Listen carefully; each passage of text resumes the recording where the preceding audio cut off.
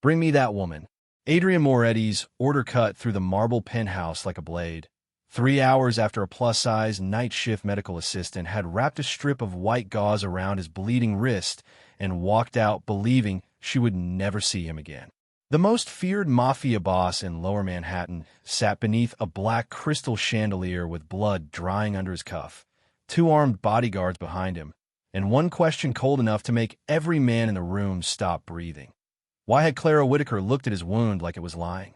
Earlier that night, Clara had stood beside his velvet chair with a medical kit clutched against her soft stomach, her large frame bright and impossible to ignore against the hard black suits surrounding her.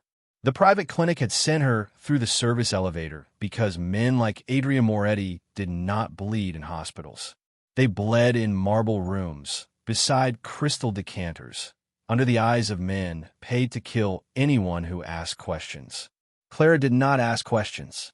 She lowered herself onto the edge of a narrow stool that had clearly not been chosen for a woman built with her generous weight and steady presence, opened the sterile packet, and reached for his hand.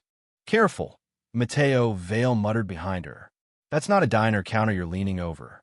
A few men gave low, ugly laughs. Vivian Hale, all silk bones and diamond light near the whiskey table, glanced at Clara's uniform as if the cheap blue fabric had offended the room.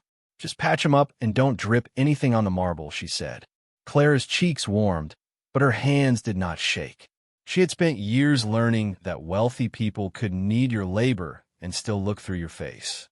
She pressed clean gauze to Adrian's wrist, firm enough to stop the bleeding, gentle enough not to insult the wound. Adrian did not flinch. He watched her with eyes so dark they made the room feel locked. The cut ran shallow but strange across the inside of his wrist, too neat for a struggle, too controlled for an accident. The blood looked thinner than it should have, sliding too quickly into the white weave. Under the sharp bite of antiseptic, Clara caught something metallic and bitter, not quite liquor, not quite sweat. Her thumb paused for half a second. Not long. Long enough for Adrian to notice. "Problem?" he asked, his voice low. Every bodyguard shifted. Clara felt the weight of guns, money, judgment, and one beautiful woman's contempt pressing against her back. She met Adrian's gaze, not as a frightened girl facing a king, but as a tired medical worker facing a patient who might die if the wrong person heard the truth too soon. "Keep pressure on it for 10 minutes, she said quietly. "And don't let anyone change this bandage until I say so." The room went silent. Matteo's eyes flicked to the gauze. Vivian's smile sharpened. Adrian's stare did not leave Clara's face as she snapped the kit shut, stood with slow dignity, and walked toward the service door with her head high. No one stopped her then. 3 hours later, Adrian sat alone with the same white bandage darkening at the edges, the untouched amber whiskey beside him, and Matteo standing just a little too still behind his chair. Adrian looked down at the gauze, then back at his men. "Bring me that woman." Clara did not hear Adrian Moretti say, "Bring me that woman," but she felt the command before anyone spoke it. It arrived in the private clinic as 2 black-suited men stepping through the staff entrance while she was rinsing dry blood from her fingers under a sink that smelled of bleach and old metal. One of them carried a sealed evidence pouch with a strip of white gauze inside it, darkened at the edges. The same bandage, the same wound, the same room full of guns that had gone silent when she told a mafia boss not to let anyone touch it. Clara turned off the faucet slowly. Behind a reception desk, Nurse Felicity lowered her eyes as if Clara had caused the danger by being noticed. "Of course it's you," Felicity whispered. "You always end up in the way." Clara dried her hands on a paper towel, folding it once, then twice because small rituals kept panic from climbing her throat. She had learned that on night shifts, when drunk heirs bled on imported rugs, when private doctors barked orders and forgot her name, when rich men tipped the surgeon and ignored the woman who had held pressure on the wound for 20 minutes. At Whitestone After Hours Clinic, Clara was not the face on the plaque. She was not the doctor who signed the clean paperwork. She was the large, soft-bodied woman in blue scrubs who carried the heavy emergency bag, changed stained sheets, caught collapsing patients before their skulls hit tile, and remembered which men lied about how they got cut. People saw her size before they saw her hands. They saw her cheap shoes before they saw how long she could stand without sitting down. They saw a woman they expected to apologize for taking up space, and Clara had spent years refusing to disappear quietly. On the counter beside her, Adrian's intake card sat unsigned, marked only with a black M in the corner. No birth date, no insurance, no real address. The official notes said superficial laceration, accidental glass injury, stable. Clara stared at the words until they blurred with anger. Glass did not make a cut that clean on the inside of her wrist. Glass did not leave the skin faintly gray around the edges. And glass did not make a bodyguard stare at a bandage like it was a witness. "Mr. Moretti wants you upstairs," one of the men said. His tone made upstairs sound less like a location and more like a sentence. Clara lifted her chin. "Is he bleeding through?" The man blinked, thrown by the question. He didn't say. Then ask him if the numbness has reached his fingers. The reception area went still. Felicity's mouth parted, but no sound came out. Clara did not raise her voice. She did not have to. Her steadiness filled the small clinic more completely than fear did. The second bodyguard touched his earpiece and turned away. A low voice crackled through it. Too quiet to hear, but the man's posture changed. He looked back at Clara with a new caution. "He says you have 10 minutes to explain how you knew." Clara glanced once at the sealed gauze, then at the black elevator waiting open beyond the glass doors. Somewhere above her, Adrian Moretti was no longer just a patient. He was a locked room, a bleeding empire, and a question with her name on it. The black elevator did not have floor numbers. It had a brass keyhole, a camera lens above the doors, and a silence so complete Clara could hear the paper evidence pouch crackle in the bodyguard's hand. 10 minutes to explain how you knew." The words followed her upward like a threat. When the doors opened, she was not back in a clinic anymore. She was inside Adrian Moretti's world. Black marble floors polished like still water, velvet walls swallowing sound, men in dark suits positioned with the clean geometry of weapons. No one looked surprised to see her. That was worse. They had been waiting. Clara stepped out with her cheap clinic shoes squeaking once against the marble, a small, human sound in a room built to erase humanity. The bodyguards noticed it. One smirked. Another looked at the width of her shoulders beneath her blue scrub top, then at the evidence pouch, as if he could not decide which one offended the room more. Clara kept walking. Her body had learned long ago how to move through spaces not designed for it. Narrow staff corridors, crowded waiting rooms, service elevators that smelled like bleach and old panic. She did not shrink here either. At the far end of the room, Adrian Moretti sat alone at a private table beneath the chandelier, his injured wrist resting on black velvet beside a crystal glass of untouched amber whiskey. The white bandage was gone from his skin now, sealed in plastic on the marble between them. Without it, the wound looked smaller. Without it, the danger looked larger. Adrian did not rise. He did not need to. Every man in the penthouse was arranged around his stillness. Matteo Vale stood behind his left shoulder, hands folded, face blank. Too blank. Clara saw it before she meant to. The way Matteo's gaze kept dipping to the pouch, then away, like a man trying not to look at a body. "Clara Whitaker," Adrian said. Her name sounded different in his mouth. Not warm, not kind, but precise. A file opened. A door locked. Emergency care assistant. Night shift. Whitestone after hours. Clara's throat tightened. "You look me up. I'll look up anyone who tells me what not to do with my own blood." A few men shifted. Clara stood on the other side of the table, large and steady under the chandelier, feeling every expensive I measure her scrub fabric, her soft arms, the roundness of her face, the fact that she did not belong to their moneyed darkness. Adrian's eyes did not travel over her that way. They stayed on her hands. "What did you see?" he asked. Clara glanced at Matteo, then at the sealed gauze. Enough to know the clinic notes were wrong. The room tightened. Adrian's fingers stilled near the whiskey glass. Wrong how? Not in front of everyone. A soft, dangerous silence fell. One bodyguard actually laughed under his breath, but it died when Adrian lifted 2 fingers. The man stepped back. For the first time, Clara understood the true currency in this room was not money or guns or beauty. It was permission. Adrian controlled who breathed, who spoke, who stood close to him. And now, against every rule the room believed in, he had given Clara space to refuse him. Mateo's jaw flexed once. Adrian saw that too.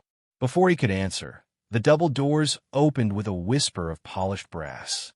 Vivian Hale entered in ivory silk, diamonds at her throat, red wine in her hand, and contempt already sharpened into a smile.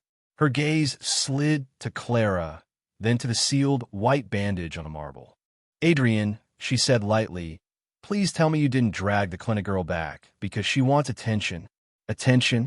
Clara repeated. But Vivian had already crossed the marble like the room belonged to her reflection.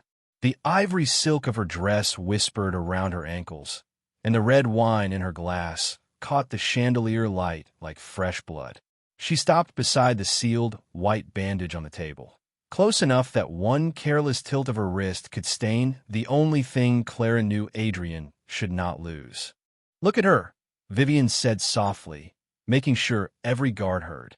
"Blue scrubs, cheap shoes, service elevator manners. Adrian, darling, if you start rewarding every heavy clinic girl who panics over a cut, the staff will be throwing themselves at you next." The laugh that moved through the room was quiet, polished, worse than shouting. Clara felt it land on her shoulders, on her uniform, on every inch of space people had always wanted her to apologize for occupying. She did not look down. She looked at the evidence pouch. Mateo's hand had shifted closer to it. Not much, just enough. Adrian said nothing. His silence did not rescue her. It sharpened the room. Vivian smiled, as if his quiet meant permission. "Maybe she likes feeling important," she continued. "Maybe she touched something she should not have touched, made a little mystery, and waited for you to drag her back upstairs." Clara's pulse struck once hard behind her ribs. That was not just an insult. That was a shape being built around her. Desperate assistant, contaminated bandage, fake concern, social embarrassment wrapped in medical language. Felicity's whisper at the clinic had hurt. This was colder. This could ruin her job, her license path, the only fragile life she had managed to build. "I did what I was called to do," Clara said. Her voice stayed low. "I stopped the bleeding." Vivian's eyes flashed. "You were called to clean him up, sweetheart. Not diagnose a man whose shoes cost more than your month." One bodyguard looked away. Another smirked. Mateo didn't either. His face remained blank, but his right thumb moved along the seam of his black glove, rubbing once, twice, as if something there irritated his skin. Clara saw a faint gray crescent near his cuff. The same dull gray she had noticed at the edge of Adrian's wound before the gauze drank it in. Her stomach tightened. Vivian reached toward the pouch. This disgusting thing should be thrown out before it gives everyone in the room an infection. Clara stepped forward. Not fast, not dramatic. Just solidly, her body placing itself between Vivian's wine glass and the sealed bandage. The room shifted around her. Guns did not come out, but hands moved. Adrian's eyes lifted to Clara's face for the first time since Vivian entered. "Don't touch it," Clara said. Vivian's smile turned venomous. "Or what? You'll sit on me." The words hung there, ugly and naked. Clara's cheeks burned, but her hands stayed open at her sides. "Or you'll destroy the only clean record of what happened to his blood." The laugh died. Mateo stopped rubbing his glove. Adrian's fingers stilled near the whiskey glass. For one breath, Clara understood the room better than any of them wanted her to. The bandage was not merely evidence. It was bait, and Mateo had just reached for it with a hand that smelled faintly, impossibly, of bitter metal. Mateo's gloved hand moved again, not toward his gun, but toward the sealed white bandage. That was what made Clara act. Not Vivian's cruel smile. Not the men watching to see whether the clinic girl would finally shrink. The pouch shifted less than an inch across the marble, and Clara's large, steady body stepped with it, blocking Mateo's reach before anyone else understood what had happened. "Nobody touches that," she said. The room reacted like she had slapped a king. Hands slid beneath jackets. A chair scraped. Vivian let out a bright, offended laugh. Adrian, are you going to let her order your men around now? Clara did not look at her. She looked at Mateo's right glove, at the faint gray crescent near the cuff, at the way his thumb had rubbed the same seam twice. She had seen nervous men before. They fidgeted with rings, collars, phones. They did not rub chemical residue into black leather unless something on their skin was burning. Adrian had not moved. His injured wrist rested beside the untouched amber whiskey, the wound uncovered now, narrow and pale under the chandelier. "Explain," he said. "One word. Not permission. A test." Clara swallowed once. "The bandage is sealed. It has blood from before anyone could clean the wound properly. If someone changes it, burns it, or spills wine on it, whatever touched his blood disappears." Vivian's expression cooled. She's making herself sound important. "No," Clara said, and this time her voice cut through the velvet quiet. "I'm making the blood sound important." The room went still. Clara reached for the evidence pouch, but slowly, with both hands visible. She did not break the seal. She turned it under the chandelier light until the dark stain caught a silver-gray edge. "That color's wrong. The skin around his cut was gray before I wrapped it. His blood was too thin for a shallow laceration, and there was a metallic bitterness under the antiseptic." A bodyguard muttered, "Poison?" Clara shook her head slightly. "I don't know. Not yet. But I know glass didn't do that." Mateo's jaw tightened. Vivian's wine glass paused halfway to her mouth. Clara saw it, and so did Adrian. "How close would someone need to be?" Adrian asked, his voice lower than before. Clara looked at the wound, then at the room full of men who would kill for him and lie for him. "Close enough to touch your wrist without you pulling away." The silence that followed was different from the others. It was not contempt now. It was fear finding a new direction. Mateo's fingers stopped moving. Vivian's smile thinned into something sharp and useless. Clara felt every eye on her body, her scrubs, her hands, but for the first time the room was not measuring whether she belonged. It was measuring what she knew. Adrian lifted 2 fingers. Every gun hand froze. "Leave the pouch on the table," he said. Clara did. Then he looked past her to Mateo, and finally back to Clara, as if the bandage had rewritten her in front of him. "Everyone out," Adrian ordered, his voice soft enough to terrify. "Except her. Everyone out. Except her." Adrian's order did not rise above a murmur. Yet the room emptied like a church after a gunshot. Chairs slid back. Black suits retreated. Vivian's mouth opened in protest, but Adrian's gaze cut to her glass of red wine, then to the sealed white bandage on the marble, and whatever she wanted to say died behind her perfect teeth. Mateo was the last to move. He took one step, stopped, and looked down at the evidence pouch as if it had insulted him personally. Clara noticed. Adrian noticed Clara noticing. That mattered more than either of them said. When the brass doors closed, the penthouse changed shape. It was still marble, velvet, whiskey, blood, and money. But without the crowd pressing laughter into her skin, Clara could finally hear the small sounds that fear had hidden. The faint tick of a chandelier, the ice settling in Adrian's untouched glass, the slow drip of blood from his uncovered wrist onto the black velvet pad. "Sit," Adrian said. Clara did not move. "I'm not one of you men." For the first time, something almost like interest crossed his face. Not softness, not kindness. Recognition, sharp and dangerous. "No," he said. "My men obey faster." Clara lowered herself into the chair across from him, not because he commanded it, but because his wrist was still bleeding and she needed the angle. She pulled a fresh pair of gloves from her kit with steady hands. "If you want answers, keep that hand still." Adrian looked at her hands again. "You keep giving orders in my house. You keep bleeding in front of me." Silence. Then, faintly, the corner of his mouth moved, gone before it could become a smile. He extended his wrist. Clara leaned in, careful not to touch more than she needed to. The cut was angry now, the gray at the edge clearer under direct light. She did not say poison. She did not say betrayal. Not yet. People died from saying true things too early. Adrian watched every breath she took. "Why didn't you tell me downstairs?" he asked. "Because Mateo was behind you." The name entered the room like a knife laid flat on a table. Adrian's eyes did not change, but the air did. You accuse carefully. I observe carefully. Clara pressed clean gauze to the wound, firm, controlled. There's a difference. He studied her for a long second, the way powerful men studied contracts, enemies, and loaded guns. And Vivian, she wanted the bandage gone. Maybe because she's cruel. Maybe because she was afraid. I don't know enough to choose. Most people would choose the answer that keeps them alive. Clara met his gaze. Most people in this building already think I'm stupid enough to be useful and disposable enough to blame. I'm not helping them prove it.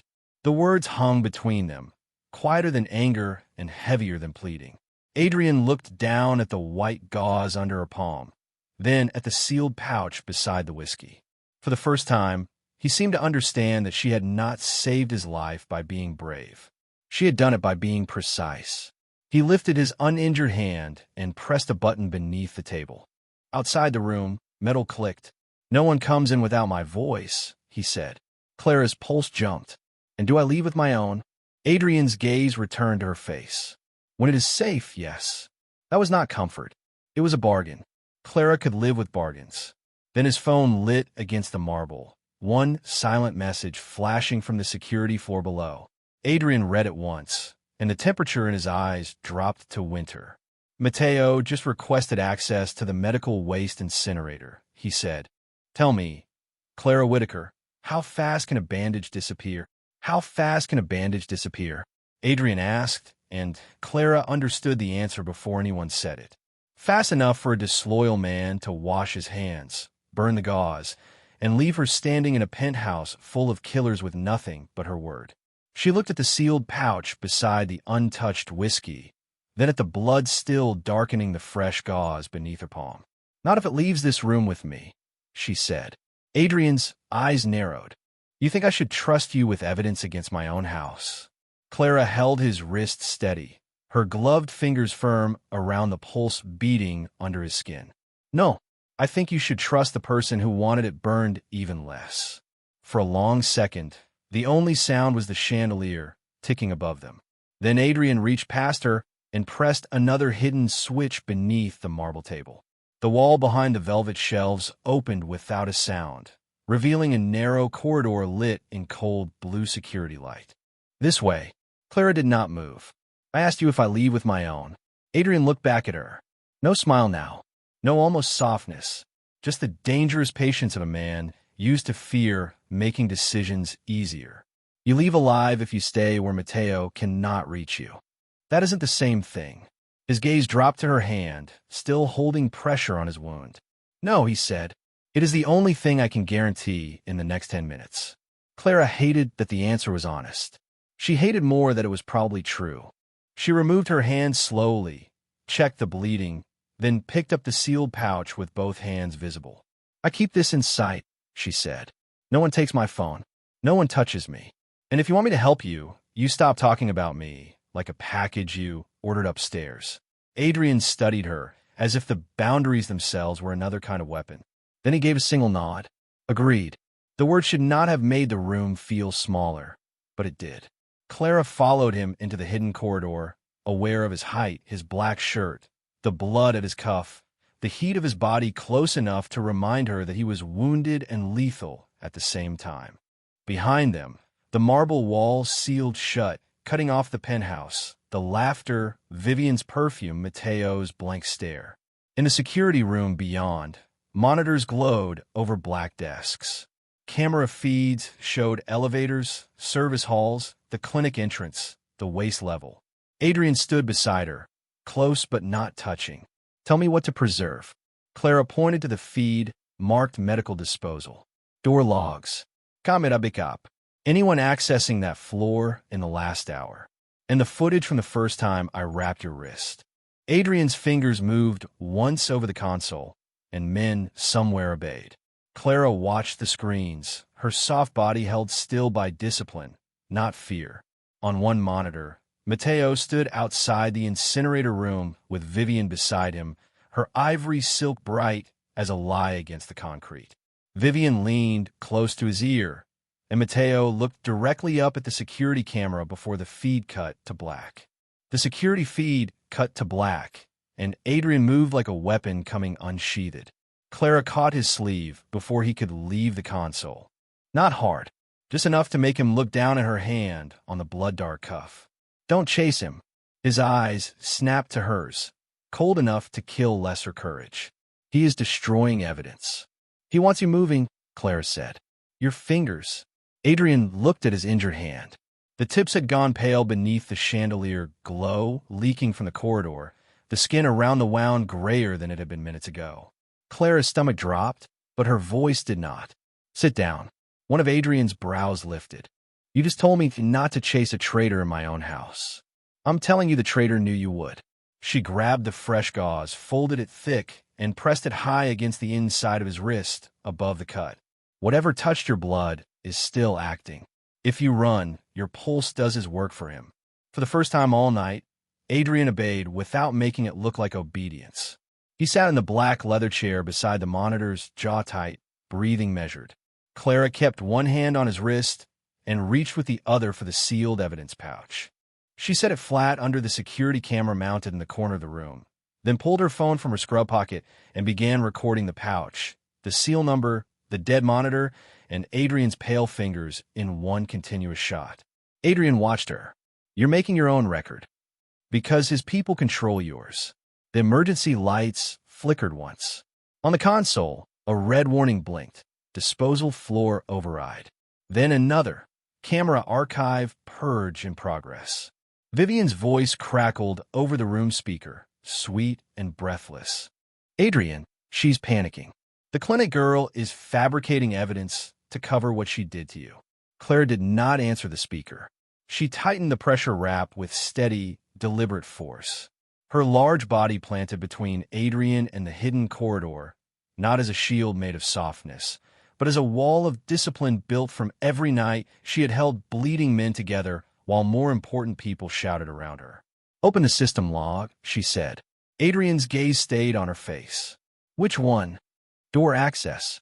Medical disposal. Last 5 minutes. And do not use Mateo's clearance." A slow, dangerous understanding sharpened Adrian's expression. He used his left hand, not his wounded one, and keyed in a code. Lines of access data spilled across the screen before the purge could finish. Clara filmed them. "Mateo Valle. Vivienne Halle. Disposal override. Camera archive deletion. Manual incinerator warm-up." Then one more line appeared, and Clara's blood went cold. "Penthouse medical room. Remote unlock request." They were not only burning evidence below. Someone was trying to get back to the room where the bandage had been sealed. Clara grabbed the pouch and backed toward the inner wall, keeping Adrian behind her and the evidence in frame. The hidden corridor door clicked. A shadow moved beyond the seam. Adrian reached for the gun beneath the console, but his fingers spasmed uselessly. Clara saw his frustration, saw the room tilting toward disaster, and made the choice before fear could argue. She shoved the heavy mobile crash cart against the hidden door with her hip and both hands, her solid weight driving the wheels into the marble groove until the metal wedged hard. The door opened half an inch, then stopped dead. From the other side, Mateo's voice came low and furious. "Move her!" Clara planted herself behind the cart. Phone recording. Evidence clutched to her chest, Adrian's blood still drying on her gloves. "Make me," she said, and behind her, Adrian Moretti looked at the woman everyone had dismissed as disposable, and finally he saw the only person in the room still holding his empire together. Mateo's shoulder slammed the hidden door again, and the crash cart shuddered beneath Clara's hands. The wheels screamed against the marble groove, but they held. So did she. Adrian rose behind her, slower than his rage wanted, his wounded hand useless at his side, and his uninjured hand closing around the gun beneath the console. "Clara," he said, not as an order this time, but as a warning. "Move." She did not until the camera sees him. The words cut through his fury cleanly enough to stop him. Clara lifted her phone higher, the sealed white bandage pressed against her chest, the recording catching the dead monitor, the forced door, the access logs, and Mateo's voice on the other side telling someone to move her. Adrian looked at the screen in her hand, then at the data still burning across the console. The violence in his eyes changed shape. It became strategy. He pressed one button, opened the main feed to the ballroom. Downstairs, every monitor in the penthouse security network came alive. The inner circle saw Mateo Vale's clearance override. They saw Vivian Hale's name beside his on the disposal logs. They saw the medical archive purge, the incinerator warm up, and Clara Whitaker standing between a traitor and the evidence he was desperate to destroy. Then Adrian spoke into the house system, his voice soft enough to make every floor go silent. Mateo Vale is no longer under my protection. The pounding at the door stopped. A dozen black-suited men moved at once on the cameras, not toward Clara, but away from Mateo. Loyalty in Adrian Moretti's world was not shouted. It was repositioned. When a hidden door finally opened under Adrian's command, Mateo stood there with his gun half raised and his face stripped of the blank mask he had worn all night. Behind him, Vivian's ivory silk looked almost colorless beneath the emergency lights. "Adrian," she said quickly, "she set this up?" "That girl, her name," Adrian said, "is Clara Whitaker." No one breathed. Clara felt the sentence move through the room like a crown being placed where no one expected one. Adrian stepped beside her, not in front of her. That mattered. He did not take the phone from her hand. He did not take the bandage from her chest. He let the room see that the proof was still hers to hold. "Mateo touched my blood because I trusted him enough not to flinch," Adrian said. "Vivian tried to burn the record because she trusted all of you to believe a woman in scrubs was easier to blame than a man in my shadow." Vivian's mouth trembled. The polish cracked. "You would humiliate me for her." Clara looked at the woman who had laughed at her uniform, her body, her place in the room, and for the first time, she did not feel the old urge to become smaller. Adrian's eyes went to Clara. "Answer her." Every face turned. Bodyguards, lawyers, captains, men who had looked through her hours ago, now waited for her voice.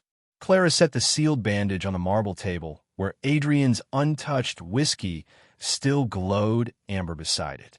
"No," she said calm and clear. "He's humiliating you because you helped poison him and try to destroy the evidence.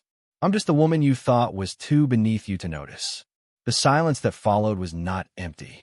It was payment. Adrian lifted his hand. Mateo's gun was taken. His accounts were frozen before he reached the elevator. His dock clearances died on the screens one by one, red lines crossing out years of stolen authority. Vivian's family contracts, hotel fronts, and protection channels collapsed in a quiet sequence of revoked signatures and locked accounts. No screaming, no spectacle, just empire surgery, clean and irreversible. When it was done, Adrian turned back to the room. Clara stood beside him now, the white bandage on the marble between them, no longer a scrap of medical waste, but the thing that had changed who was allowed to speak. "From this night forward," Adrian said, "when my blood is on the table, Clara Whitaker has authority in this room. If she tells you to stop, you stop. If she tells you to preserve evidence, you preserve it. If she says a wound is lying, you listen before you breathe." One by one, the bodyguards lowered their eyes to her, not in pity, not in mockery, but respect. Clara looked at Adrian's wrist, then at his face. "And if I tell you to sit down before you bleed through another bandage?" For the first time all night, Adrian Moretti almost smiled in front of his empire. He pulled out the chair at his right hand, the one no woman had been allowed to occupy during family business, and waited. The same marble room, the same black suits, the same wounded mafia boss. But Clara was no longer bending over him while others laughed. She sat beside him, large, steady, undeniable, the only woman he trusted with his blood, and the entire room stood silent until she spoke.